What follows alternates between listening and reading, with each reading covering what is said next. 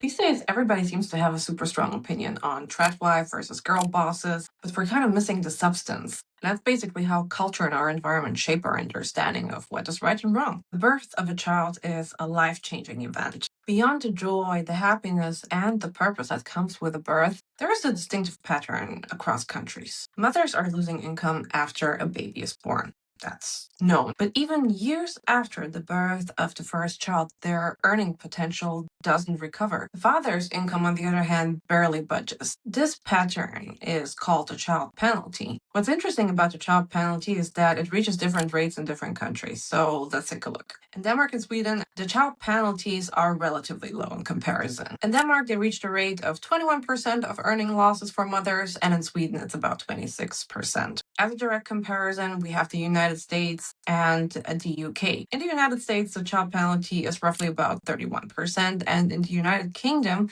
it reaches 44%. While in those countries, the gap seems to narrow, and Spain seems to be the opposite, as the gap seems to widen over time. The most drastic results are in Germany and Austria. They tend to have the largest child penalties in Europe, reaching 61% in Germany and 51% in Austria, even 10 years after the first child's birth. And this is actually quite astonishing to me because in the neighboring country of France, the picture is quite different. The child penalty gap is significantly lower, as you can see in this graph. Now, what interests me is why the gaps are so different in different countries in Europe. The obvious first guess is that policy makes a big difference. So parental leave length, for instance, or child subsidies, the tax design, all those things can influence decisions of parents. And policy does matter at the margins. Researchers kept running into a ceiling. The policy variables couldn't explain the gap entirely. So even countries with fairly similar leave systems produce wildly different outcomes. Naturally, you have to look at other aspects. And what I personally find more interesting even than policy is the aspect of culture and historic tradition in each country and how that affects attitudes. We get some insights from attitude surveys across Europe, and they hint at different values beyond legal codes and tax systems.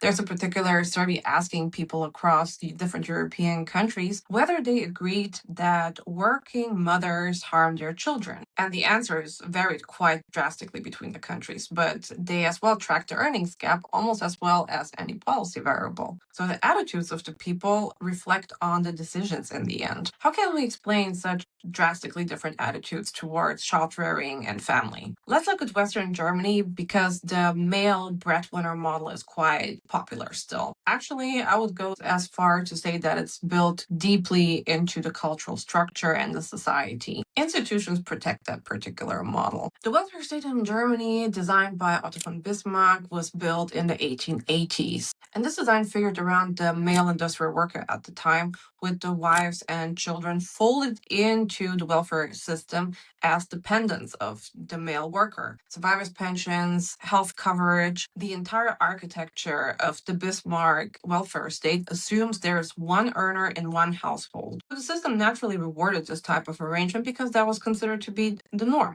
A heated point of the debate is the joint income splitting for married couples in Germany. It's in place since 1958, and even though there have been attempts to reform it, it's still pretty much alive. This particular tax policy is basically splitting a couple's combined income in half for tax purposes. And that means that the second earner's income, which in most cases is the wife, gets taxed at her husband's marginal rate rather than her own. Because her typically lower income is taxed heavier, the effect is pretty much a disincentive for her to work more hours. You can sort of circumvent this if both partners earn roughly the same, but once there are children in the picture, it's not working. This particular tax system was designed deliberately to support the one earner household. Another aspect that displays the values in particularly Western Germany is the way school infrastructure is set up. In West Germany, schools were built as half-day institutions, so children basically come home for lunch. I grew up in such a system because the assumption was that children would come home to the mom who would be there to receive them. And as well, kindergartens and infant daycare were chronically undersupplied for decades, particularly in Western Germany. Over the last year, there's been a push for things to change, and it's slowly happening It takes quite a while for a system to adapt. You have teachers who are used to working half a day and then go home around lunch as well. And families were structured that way. What is quite distinct, I think, about Germany is that there is such a strong societal expectation that the mother must be available from noon on. Basically, when you have a tax system, the school infrastructure, and societal expectation, these aspects reinforce each other in a loop that is very hard to escape. Plus, once it's considered normalcy, why would you try to break from the system in the first place? In order to understand why those institutions were built that way, it is worth to look at the religious and political traditions in Germany. The concept of Christian democracy in both Germany and Austria drew heavily on Catholic social teaching. Specifically, the principle of subsidiarity. That's the idea that the state shouldn't take over functions that the family can perform itself. Therefore, care work stays private, unpaid, and within the household, rather than getting socialized through public provision. After World War II, there is as well a cultural component, which was inspired by the United States. After 1948, West Germany's conservative restoration very deliberately held up the housewife as a symbol of stable, bourgeois normalcy, and it was defined in opposition to two things at once. There was still the fresh memory of the Nazi regime's wartime mobilization of female labor just a few years earlier. And in East Germany at the same time, the socialist dual earner model just across the border seemed threatening. Promoting mothers at home wasn't only an economic preference, it was as well an ideological statement. People are actually surprised how long this influenced Germany. Until 1977, German civil law formally permitted the husband to prohibit his wife from taking outside employment. We're talking 1977. What puzzled me when researching this topic was that France, as a neighboring country of Germany, has as well very strong Catholic roots. Even until today, the majority of French people identify as Catholic. But why is the country so much more progressive? What matters is which institution actually captured control of family policy in each country. And that's a completely different story in France than in Germany. In France, the answer to the Catholic social authority was laïcité, a direct, deliberate rupture. The revolution and later a law in 1905 separating church and the state stripped the Catholic Church of its grip on education, marriage, and social institutions. Interestingly, in Germany, Otto von Bismarck tried something similar when he was designing the welfare state, but it largely failed. German Catholicism regrouped politically into a new party, and that fed straight into post-war Christian democracy, meaning that the Catholic family ideal ended up inside the welfare state.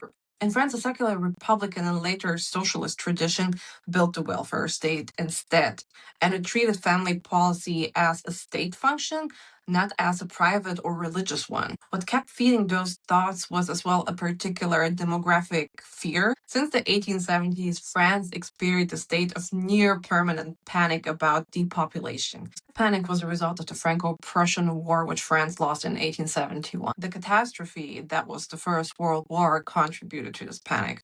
The state's response was aggressively pro-natalist. Family allowances, an expanding maternal and infant health infrastructure, a genuine national obsession with getting the birth rate up. But, and this is the key move, French pronatalism was productivist. The state wanted women to have children and remain economically active. German conservatism, on the other hand, treated motherhood and paid work as a trade-off. French policy, for its own self-interested demographic reasons, treated them as compatible and provided the state that will build the support systems to make it possible. France developed free public preschools starting at age 3, sometimes even 2, and it dates back to the Jules Ferry education laws in the 1880s. That's almost an entire century of a head start on Germany or Austria in normalizing full-day, publicly provided childcare as an unremarkable fact of life rather than an exception requiring justification. Remember, until recently, schools in Germany were open only until noon. And the tax code reflects the different logic as well. In France, we rather have a family split of the household income instead of a split between husband and wife.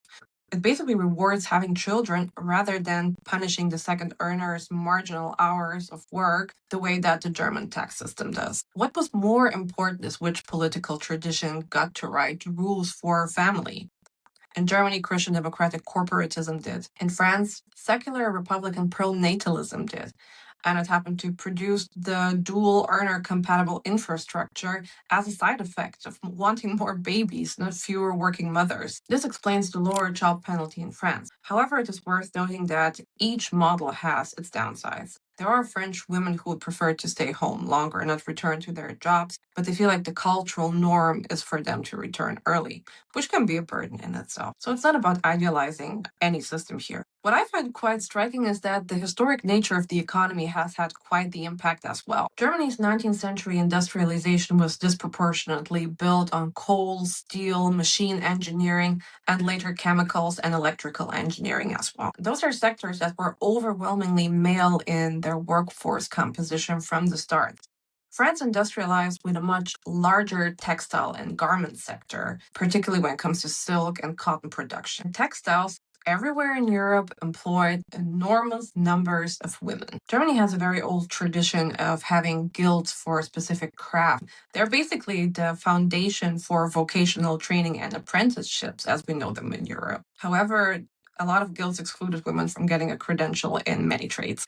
If you look at the traditional small-sized crafts businesses in Germany historically, women and other family members were considered unpaid family helpers in the workshop. The German society historically was primed to focus on the man who would get the credential in the guild, protecting his professional reputation, and his family would cater to that. Unpaid family helpers were not considered an independent economic entity that would have an entitlement to a wage. This is as well the reason why the German prototype of the welfare system was built so much around the insured male worker. France had a different approach to that. Specifically in commerce, women were a lot more visible as co-operators of small businesses like shops or cafes or bakeries who could be co-running the business.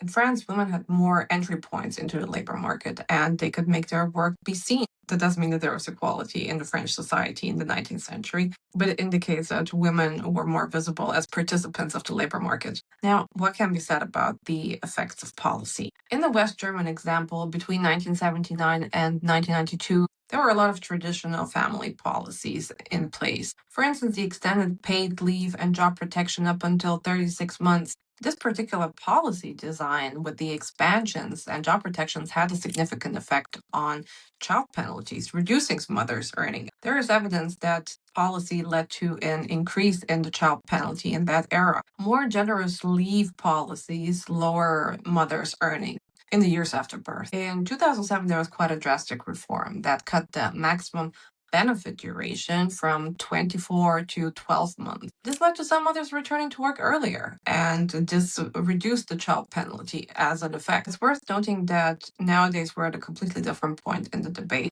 When you look at historic gender disparities of the 20th century until now, it is pretty evident that a lot of discrimination has been eliminated for women, and having children is the strongest determinant of having a wage gap between a man and a woman. It's important as well to consider that the gaps between men and women are becoming so much more visible because the earning potential of women has increased so much over the last decades. When you have little income, you lose little. But now, if you have a high income, dropping out of the labor force cuts quite deeply. At the heart of this debate is the question of what we value as society. Realistically, in most places, you need two incomes nowadays to maintain the average lifestyle in Europe. So the question is, should the state subsidize child rearing and incentivize mothers to stay at home? Or should the state empower parents to be productive and earn enough to privately organize childcare? It's a super difficult question. I don't have the answer here. That's why I would love to read your thoughts on that. So leave a comment. I hope I could add a little bit of nuance to the question of tradwife or girl boss. Anyway, thank you for watching.